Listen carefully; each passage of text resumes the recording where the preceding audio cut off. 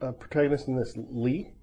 Lee Mercer, yes. Being in the book, I really wanted to just slap Lee up the side of the head because he just reminded me of this arrogant teenager I used to know who I used to see in the mirror fairly often in my many years ago. Tell me about Lee. Well, I know what you mean. He's when we first see him, we see him as mouthy, violent, the kind of person that you might want to discipline, because you get fed up with someone like that very quickly.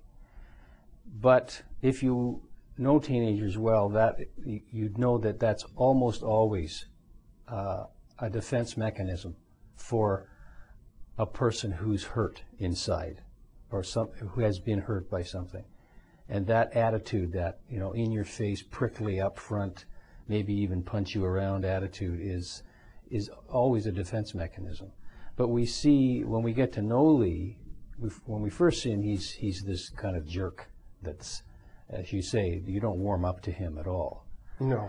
When we see him, when he gets to live with Rena and work in the cafe and meet a few people, his aunt who owns the cafe, when he's in that environment, we begin to see the other facets of his personality, and he's in some ways a very sweet guy. Tell me about the strange recluse who hooks up with that Lee delivers various things to. First it's food from the cafe, and then he starts delivering for a drugstore and doing some errands for a law office, and keeps bumping into this strange little man.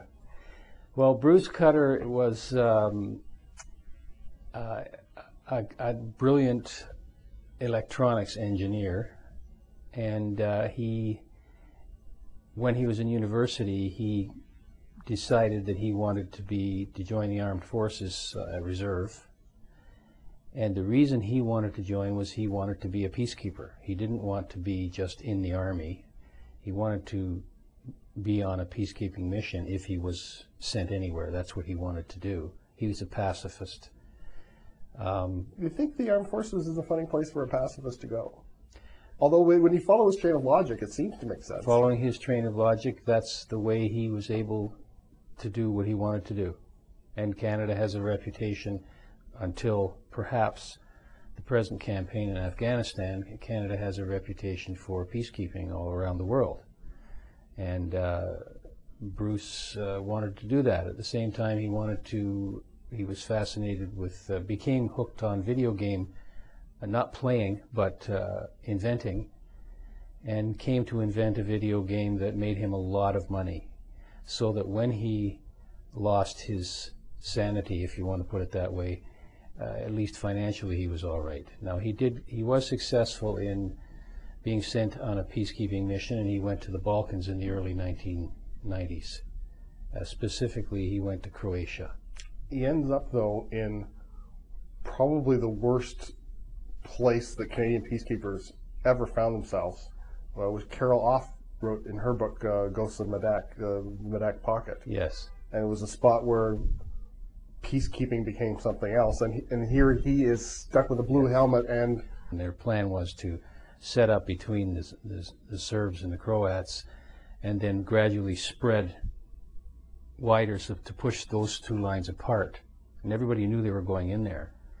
But apparently one night the Canadians came under fire, and were under fire all night. So they were in a pitched battle for the entire night with the Croatian army, who were quite heavily involved in ethnic cleansing in the pocket. Well, Bruce was in that engagement, and he was his conscience began to pull his mind apart, because he didn't want to kill anybody, and yet he knew that the people on either side of him depended on him, just as he depended on them, so that they all wouldn't get killed.